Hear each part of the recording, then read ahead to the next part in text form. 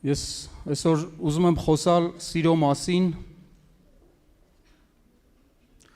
Սերը մի բան է, որ այսօր բոլորս դրա կարիքն ունենք։ Թե Աստծո սիրո, թե մեկս մեկու սիրելու, չնայած դա էլ աստվածային սեր, խոսքի մեջ կասեմ, մանավանդ այսօր աշխարհը շատ ունի դրա կարիքը, որովհետև այսօր ինչ կա, ինչ կատարվում է աշխարհում, դա այդ սիրո բացակայությունն է կամ այդ սիրո պակասն է, որ այսպես պատերազմներ է, սով է, անհանդուրժողականություն է, այդ բոլորը սիրո պակասն է, որ մարդիկ չուզեցին ճանաչել Աստծուն ու ընդունել Աստծո սերը իրենց սրտերի մեջ, որովհետև հնարավոր չի, երբ Աստծո սերը գա մարդու մեջ, փոփոխություն չլինի մարդու մեջ, այդպիսի բան բացառված է։ Ես այս թեմայից մի փոքր խոսել եմ երևի մի տարի առաջ Հրազդանի եկեղեցում, ոմանց համար միգուցե որոշ բաներ կլինի կրկնություն, բայց հավատում եմ, գիտեմ ու վստահ եմ, որ եթե սրտներս բաց լինի Աստծո խոսքի համար շինություն կառնենք։ Եվ ուզում եմ կարդամ Մատթեոս ավետարանի 22 գլխի 35-ից 40 համարները։ Եվ նրանցից մի օրինական հարցրեց նրան փորձելով. Վարդապետ, ո՞րն է մեծ պատվիրանքը օրենքի մեջ։ Հիսուսը ասեց. Քո Տեր Աստծուն սիրես քո բոլոր սրտով եւ քո բոլոր անձով եւ քո բոլոր մտքով։ Այս է առաջին ու մեծ պատվիրանքը, եւ երկրորդը սրա նման. սիրես քո ընկերոջը քո անձի պես։ Այս երկու պատվիրանքից է կախված բոլոր օրենքը եւ մարգարեները։ Գիտենք, օրենքը տրվեց Իսրայելի ժողովրդին Մովսեսի կողմից, իհարկե Աստծու կողմից Մովսեսի միջոցով, երբ որ անապատում էին։ Եվ օրենքի մնացած դրույթները, ասեմ, տարերը, մանր մունր օրենքները, դե գիտենք 600-ից ավել օրենք կա։ Ամեն բանից առաջ տվեց 10 պատվիրանը։ Եվ 10 պատվիրանից որն էր, այստեղ երբ օրինականը հարցրեց, որն է ամենամեծ պատվիրանը, Հիսուսը ասաց, որ սիրիր քո Տեր Աստծուն։ Բայց երկրորդն էլ սրա նման։ Հիսուսը չասեց, նա մեծ է, սա փոքր։ Երկրորդն էլ նրա նման, սիրիր քո ընկերոջը քո անձի պես։ Եվ ուզում եմ հենց այս պատվիրանի մասին մի փոքր խոսեմ, սիրիր ընկերոջդ անձիդ պես։ Բոլորս էլ լավ գիտենք, որ քրիստոնեության հիմքը դա սերն է։ Եթե փորձենք սերը հանենք Աստծո խոսքի մեջից ամեն գործողությունները, որը որ արվել է սիրո հիմքի վրա,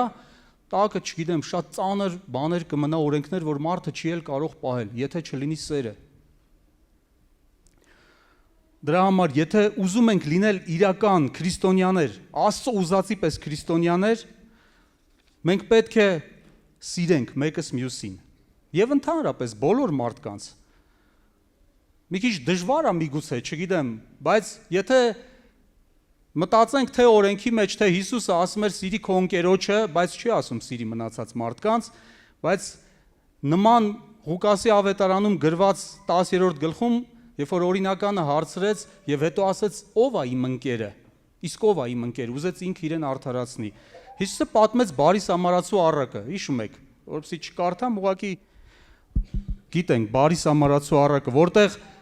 սամարացին անծանոթ մարդու համար հոգ տարավ, դեռ գումար էլ տվեց, որպեսզի հետագայում հոգ տանեն նրա համար,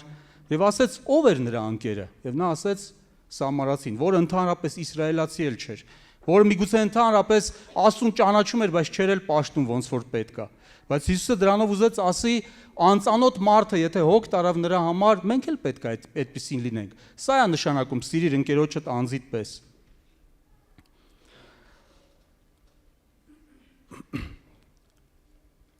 Եվ խոսքը ասում է, անգամ թշնամուց սիրի, իհարկե սատանա ինչ է,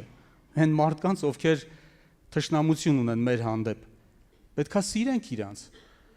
մանավանդ այս օրերի մեջ, որ անիրավությունը գրած է, շատանալու պատճառով շատերի սերը սառչում է, մենք պետք է զգոն լինենք դրա համար, մենք պետք է ջանք անենք, մենք պետք է ամեն հնարավոր բան անենք, որ այդ սերը մեր մեջ գա, դա հավատացեք ժողովուրդ, մարդկային սեր չի, մարդը չի կարա սիրի անծանոթ մարդուն, սիրի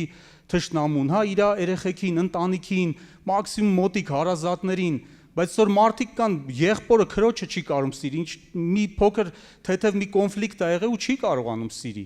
Մենք պետքա զերծ մնանք, հեռու մնանք նման բաներից։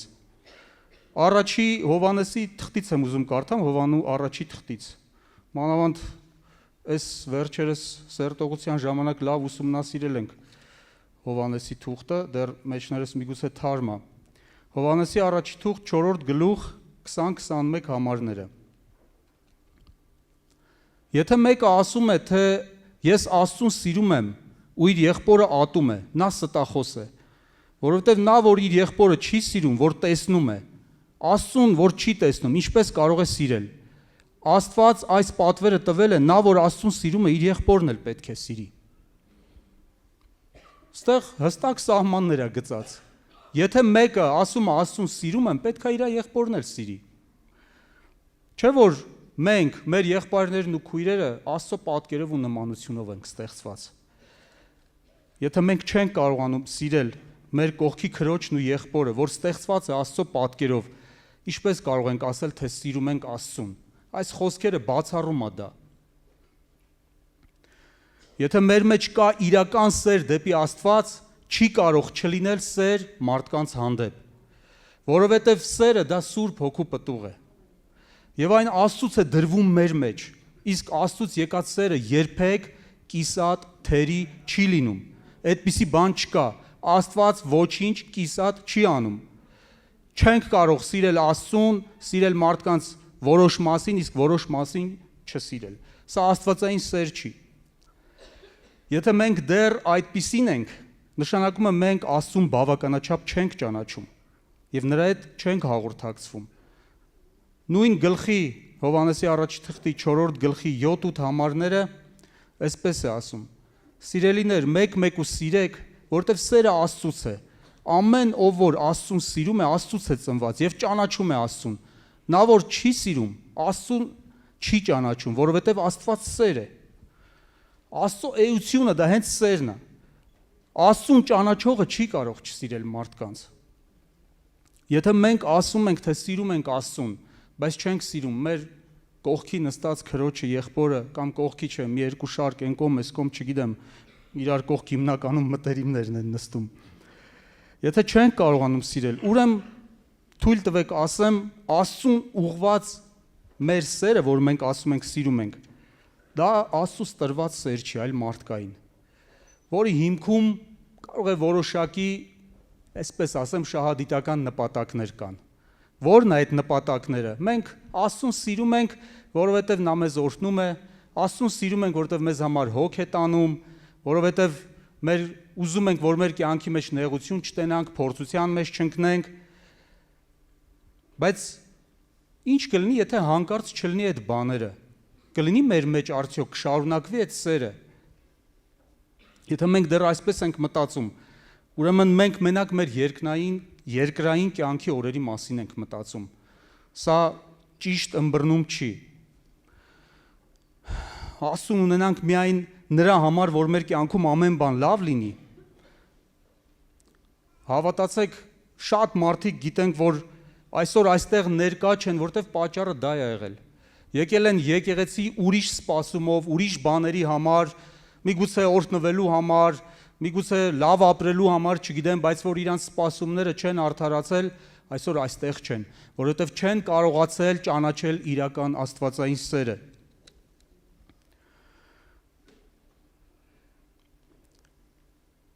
Եվ Աստծո խոսքը ասում է. եթե մենակ այս կյանքի համար ենք Աստծուն հուսացել, մենք բոլոր մարդկանցից ավելի խղճալի ենք, ավելի ողորմելի ենք։ Եվ շատ դեպքերում մեր քույր եղբայրների հետ այդպես ենք վարվում։ Սիրում ենք, որովհետև նրանք էլ են մեզ սիրում, մեր հետ լավ են, մեզ ժպտում են, մեզ չեն նեղացնում։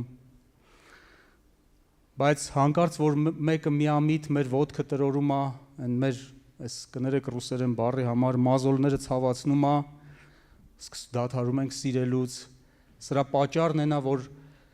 չենք ճանաչել Աստծո սերը, եղբորն ու քրոջը սիրելը, սիրելիներ, երբեք չպետք է կախված լինի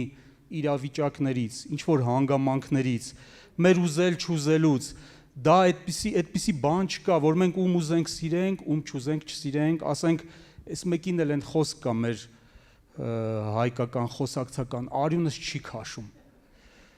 Կա այդպիսի բան մեր մեջ։ Հռոմեացիների 13:8-ն ասում է բնավ մեկին պարտական մի եղեք,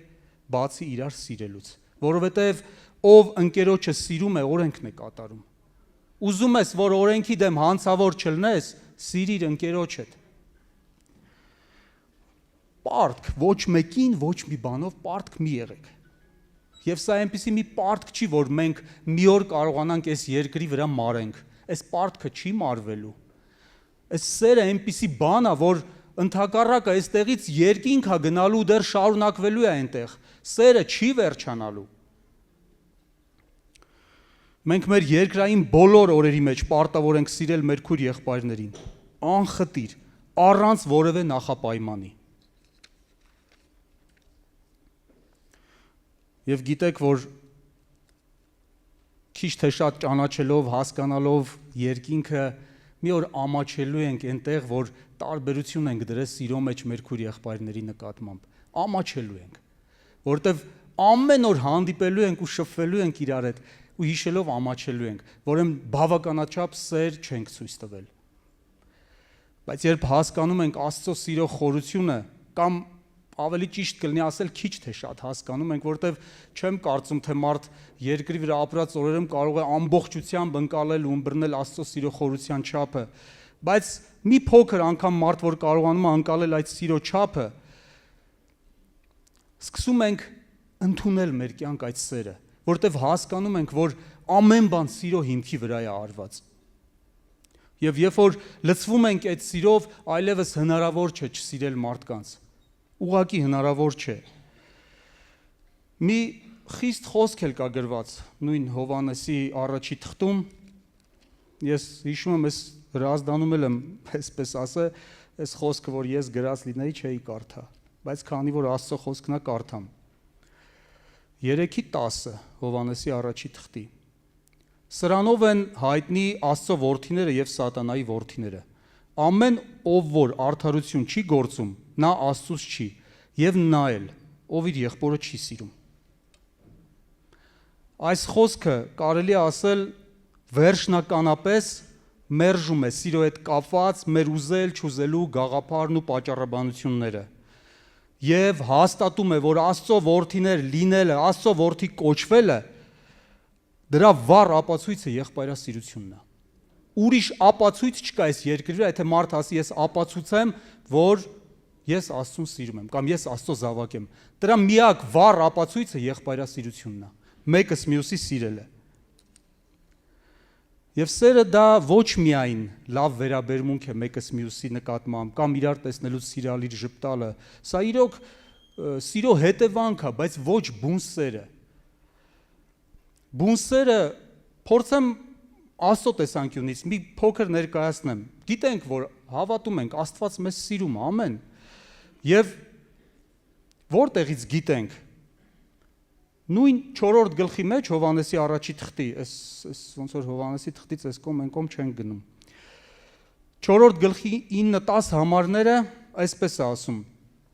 այս բանի մեջ Աստծո սերը մեր վրա հայտնի եղավ, որ Աստված իր միածին որդուն աշխարհ ուղարկեց,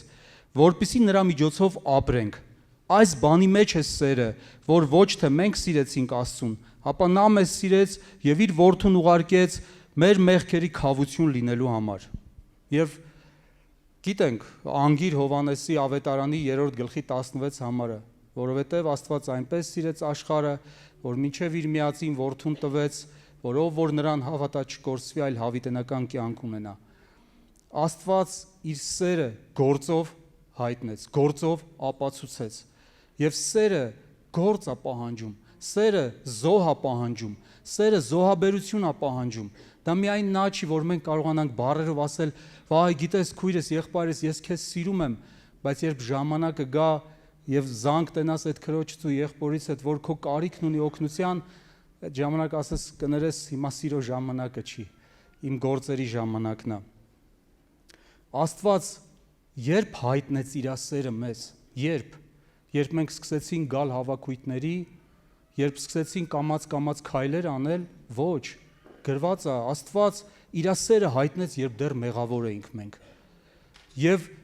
սա հենց այն բանն է, որ Աստված մեզանից վերաբերմունք չպահանջեց մեզ սիրելու համար։ Աստված մեզ սիրեց, երբ դեռ մեղքերի մեջ թաղված էինք մենք։ Եվ մենք էլ պետքա մեր քրոջ ու եղբոր վերաբերմունքից հանկարծ կախված չլինի մեր նրա հանդեպ սերը, թող այդպիսի բան չլինի մեր մեջ։ Ուզում եմ հիշեցնել առաջի Կորինթացիների 13-րդ գլուխը։ Չեմ կարդալու, ուղղակի մի երկու բան հիշեցնեմ։ Եթե մարդկանց ու հրեշտակների լեզուներ խոսեմ, բայց սեր չունենամ, ես ձայն հանող պղինձ եղա։ Եթե մարգարեություն ունենամ, սեր չունենամ, ոչինչ եմ։ Եթե հավատք ունենամ, լեռները տեղափոխեմ, սեր չունենամ, ոչինչ եմ։ Եթե ունեցվածքս աղքատներին տամ, սեր չունենամ, օգուտ չեմ ունենա։ Հիմա թույլ տվեք շարունակեմ այս խոսքերը մեր առօրյայից ելնելով։ Եթե միշտ հասնող ենք, դիմացինին օգնող, հիվանդին խնամող, գումարով օգնող, կարիքավորին հասնող, եթե այս ամենի մեջ կանք, բայց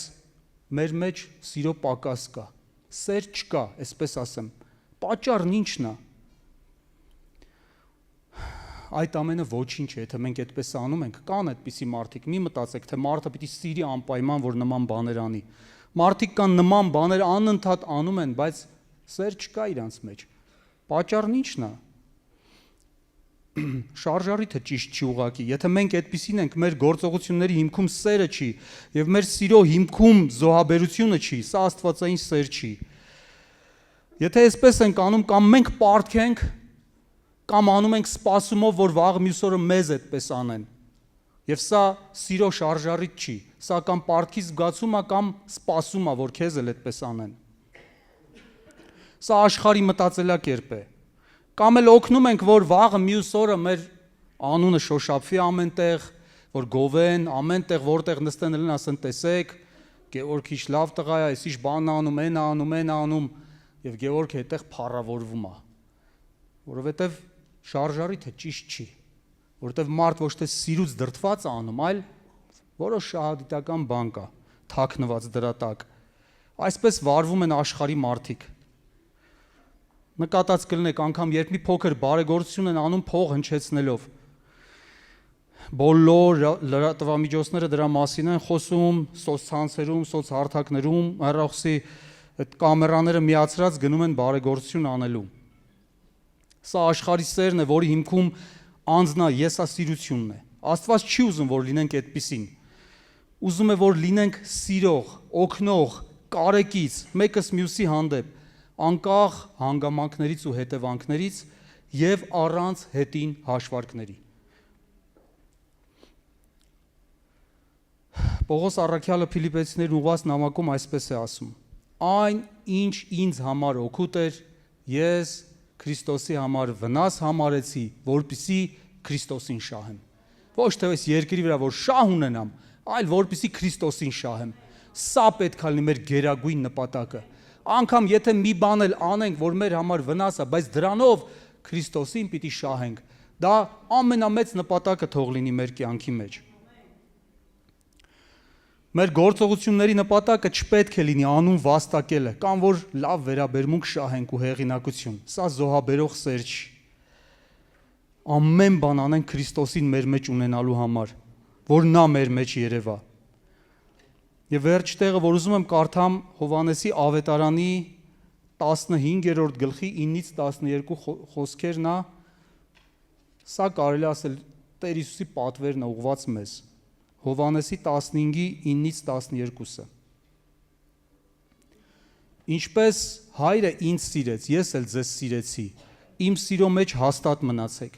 Եթե իմ պատվերները պահեք, իմ սիրո մեջ պիտի կենաք, ինչպես ես իմ հորս պատվերները պահեցի ու նրա սիրո մեջ մնացել եմ։ Այս բաները ձեզ խոսեցի, որպեսզի իմ ուրախությունը ձեր մեջ մնա ու ձեր ուրախությունը կատարյալ լինի։ Այս է իմ պատվերը, որ մեկ-մեկու սիրեք, ինչպես ես ձեզ սիրեցի։ Մեկս մեկին պետք է սիրենք։ Սա Տեր Հիսուսի պատվերն է մեզ։ Այս պատվերը պետք է պահել եւ կատարել առանց նախապայմանների։ Որտեւ նախ պետք է գիտակցենք այն, որ հիմա մենք այստեղ ենք, Աստծո տան մեջ ենք, որ Աստված մեզ արտոնություն ու մեծ կոչում ա տվել իր զավակները կոչվելու, դա միմիայն նրա սիրո շնորհիվ է։ Եվ այդ սերն էր, որ Հիսուսը թողեց երկնային փառքը, եկավ եւ իրագործեց փրկության ծրագիրը մեր համար։ Դրա պատճառը միմիայն սերն էր։ Դա ոչ թե պարտքի զգացումն էր կամ ինչ որ բան շահելու, այլ սերը, այն սերը, որ աշխարհի սկզբից ուներ մեր հանդեպ։ Եվ հետո Աստվածապաշտությունը չի կառուցվում միայն մարդ-Աստված հարաբերության վրա։ Աստծո խոսքը կարդալով հասկանում ենք, որ չկա այդպիսի Աստվածապաշտություն, որը կարծեցյալ հիմնված է միայն ես ու իմ Աստված։ Աստվածապաշտությունը կառուցվում է նաև մարդ-մարդ հարաբերության վրա, որտեղ խոսքն ասում է, թե սիրում ես Աստծուն, եղբորդ էլ սիրի։ Այլապես միայն ասելը եւ չկարողանալով ապացուցելը դա լոկ բառեր է։ Ամեն։